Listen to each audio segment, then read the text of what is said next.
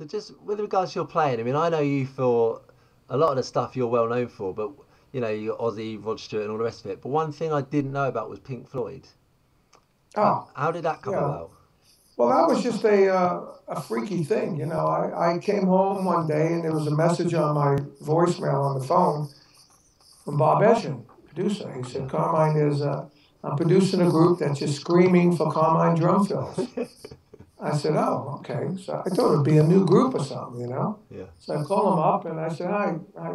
He called up and said that this group was Pink Floyd. And I said, wow, Pink Floyd, what happened to Nick?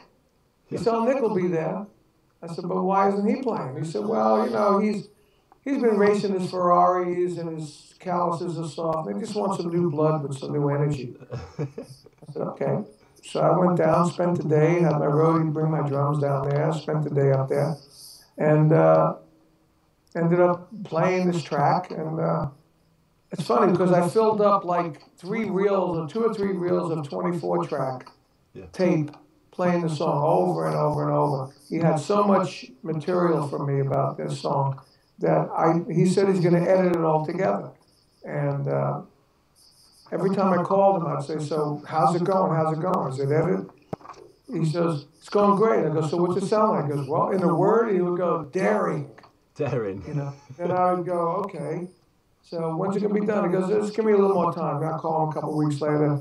You know, in a word, energetic. You know, I mean, all these stupid words. I said, well, when can I hear it? Finally, I was up in Hamilton, Canada, and the album actually came out. And, you know, I was doing a movie up there, and downstairs, and, you know, a lot of Canada cities, they have like underground malls because the weather's so bad. Right. So I just went downstairs, there was a record store, and I bought the cassette, right? And I had the Walkman at the time, and I plugged the cassette in, put my headset on, sat on the bed, and listened to it for the first time, and it blew me away. And the I said, first, wow, that's the first you heard it. sounds great. And what was, In a word, blew me away. and what track was it? Was it Dogs of War you played on? Dogs of War, yeah, yeah. Yeah, do you know what? That's never sounded like Nick Mason, so it all makes perfect sense now. I know, because when they listed the drumming on it, they listed me and Jim Keltner, but they didn't list what tracks we played on. Yeah. So you know now.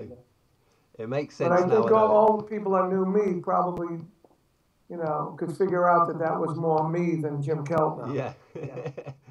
Yeah, absolutely.